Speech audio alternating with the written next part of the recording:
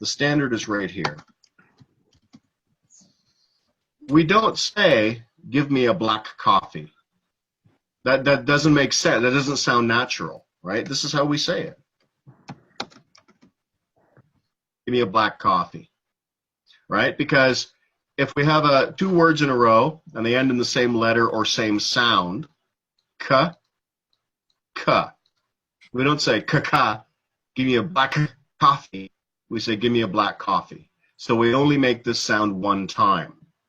And that goes for many, many different combinations of words, of course. If you're hungry for you want a hot tamale, or you want a hot tamale, right? You want, what's a good one? Let's say you want some asparagus soup. You're never going to go into a restaurant and say, I'd like some asparagus soup. It doesn't feel good. It's exhausting to do it. So what we say is, give me a hot tamale, or give me some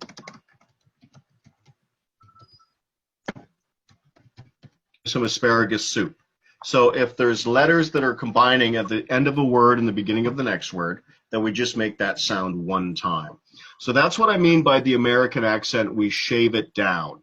We make it much simpler than we can. And another quick example is we soften a lot of things that might not be softened otherwise. Do you feel a little better? So Mona, if you said, hey Brent, how you feeling? You were sick last week. If I said, oh, I feel a little better, that sounds terrible. That does not sound natural at all. But if I said, I feel a little better, right?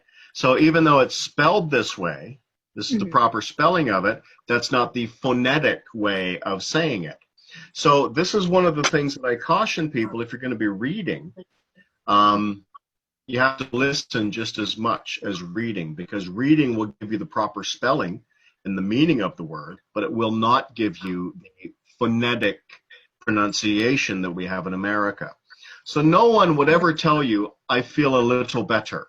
They would say, I feel a little better. Yep. So, by the way, guys, when I have the Word document up, I lose some of you on the screen, so I can't quite see you all.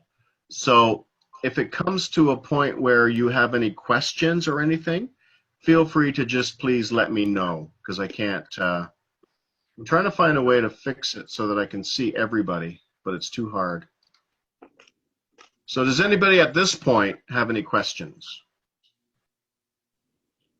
No? Yes, so how many sessions do you think a person need to see a significant progress, or at least some progress on this accent reduction course? The way I do it, so the way this thing is set up, it's an 8-week session. Now, with that 8 weeks, it depends on your intake and your acclimation, because I encourage people. I send them documentation, I send them scripts and speeches and all kinds of stuff to read in the interim between the classes. So it depends on the sounds. It depends on your progress. This is an 8-week course. Now, after the 8 weeks, if you want to continue, you're most welcome to, and I'm happy to coach you as long as you feel you need it. I don't want it to seem like one of those, like a psychotherapy thing where it's like, okay, you need a lot of work. You better come to see me every week for the rest of your life and bring your credit card. I mean, it's up to you, right? But generally people find that in week 1 and in week 8, they have made a significant improvement.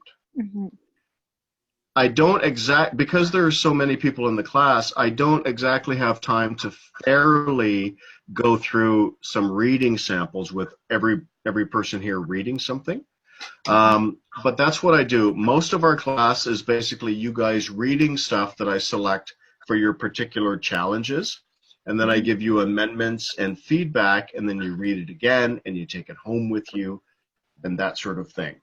Like even this here, I mean, perhaps Perhaps you guys weren't aware of this convention, making one sound between two words, that sort of thing. So to answer your question, Taras, it's not a definite. The only thing definite is that each course is 8 weeks.